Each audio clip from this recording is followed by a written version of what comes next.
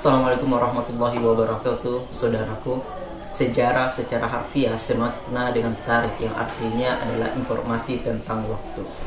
Secara terminologi, sejarah merupakan informasi tentang pemikiran, ilmu, dan pengetahuan manusia yang membahas tentang perkembangan manusia itu sendiri serta peristiwa yang menyertainya.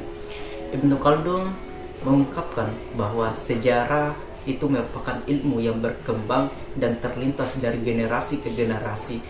Ia merupakan ilmu yang membahas tentang sejumlah peristiwa dan latar belakang yang beragam, juga informasi tentang umat manusia dan peradaban, serta tabiatnya dengan segala dinamika reaksi terhadap munculnya kekuasaan, pencapaian kehidupan dengan pengetahuan, dan seterusnya.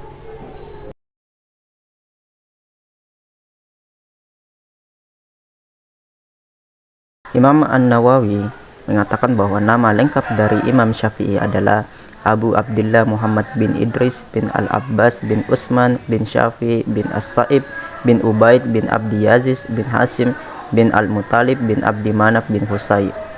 Nasab Imam Syafi'i bertemu dengan nasabnya Rasulullah Shallallahu Alaihi Wasallam pada Abdi Manaf bin Husay. Jadi ternyata Imam Syafi'i memiliki nilai yang tinggi dan keunggulan yang hebat dari segi nasab. Imam Syafi'i lahir di Aslekon, Gaza, Palestina tahun 150 Hijriah atau 767 Masehi.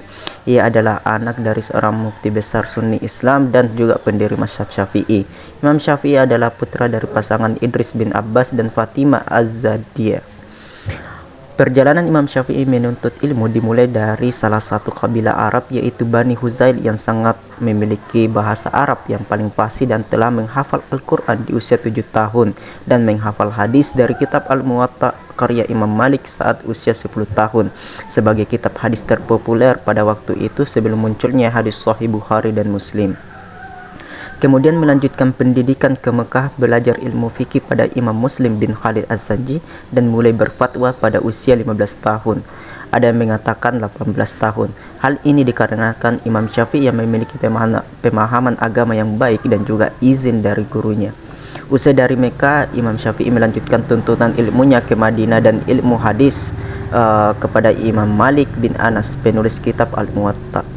Kemudian Imam Syafi'i menuntut ilmu ke Irak untuk belajar kepada seorang ulama besar dari mazhab Hanafiyah, yaitu Imam Muhammad bin Al-Hasan Asy-Syaibani.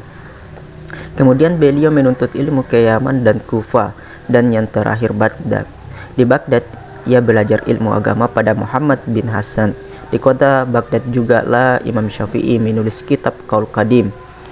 Dan yang terakhir tempat Imam Syafi'i menuntut ilmu adalah Mesir. Di kota inilah Imam Syafi'i juga mengembangkan mazhab Syafi'i sehingga lahir pemikiran kedua yaitu Qaul Jadid. Imam Syafi'i wafat pada tahun 204 Hijriah di usianya yang ke-54. Sumber hukum Imam Syafi'i dalam mengistinbatkan hukum ialah Al-Quran dan hadis, ijma, qiyas, dan langkah terakhir ialah istidlal. Istidlal digunakan oleh Imam Syafi'i apabila tidak menemukan hukum dalam sumber sebelumnya. Istidlal menurut Imam Syafi'i yakni urf dan istishab.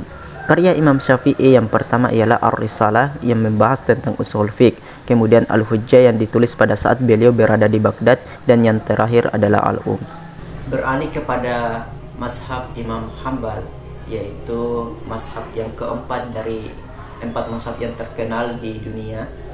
Mazhab Hambali adalah sebuah aliran mazhab yang merujuk pada pemikiran Imam Ahmad bin Hambal.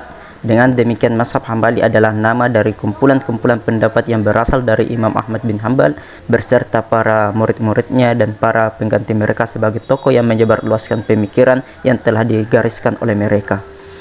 Imam Ahmad bin Muhammad bin Hambal Asy-Syaibani dilahirkan di Baghdad, Irak, tepatnya di kota Maru, kota kelahiran sang ibu, pada bulan Rabiul Awal tahun 164 Hijriah atau November 780 Masehi. Nama lengkapnya adalah Ahmad bin Muhammad bin Hambal bin Hilal bin As'ad bin Idris bin Abdullah bin Hayyan bin Abdullah bin Anas bin Auf bin Qasid bin Mazin bin Syaiban bin Zulal bin Ismail bin Ibrahim. Dengan kata lain, ia adalah keturunan Arab dari suku Bani Syaiban sehingga diberi lakab Asy-Syaibani. Pada tahun 183 Hijriah, Ahmad bin Hambal pergi ke beberapa kota dalam mencari ilmu. Dia pergi ke Kufah pada tahun 183 Hijriah, kemudian ke Basra pada tahun 186 Hijriah, ke Mekah pada tahun 187. Dilanjutkan ke Madinah, Yaman, Syria, dan Mesopotamia pada tahun 197 Hijriah. Selama di perjalanan, Ahmad bin Hambal memusatkan perhatiannya untuk mencari hadis. Imam Ahmad adalah salah seorang tokoh terkemuka dalam sejarah Islam yang menguasai ilmu hadis sekaligus hukum.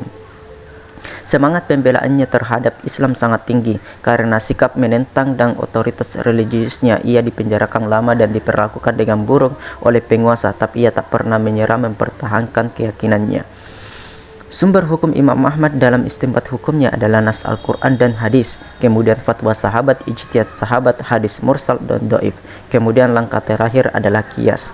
Karyanya yang monumental ialah Musnad Ahmad. Musnad adalah sebuah kitab yang apabila penyusunannya memasukkan semua hadis yang pernah dia terima dengan nama penyaringan dan menerangkan derajat hadis-hadis tersebut. Pengertian lain dari kitab Musnad ialah kitab yang hadis-hadis di dalamnya disebutkan berdasarkan nama sahabat yang lebih dahulu masuk Islam atau berdasarkan nasab. Hadis-hadis dalam kitab Musnad disusun berdasarkan riwayat para perawi. Artinya seluruh hadis yang diriwayatkan oleh seorang perawi ditampilkan dalam satu bagian, sedangkan bagian selanjutnya memaparkan himpunan hadis yang diriwayatkan oleh perawi lain.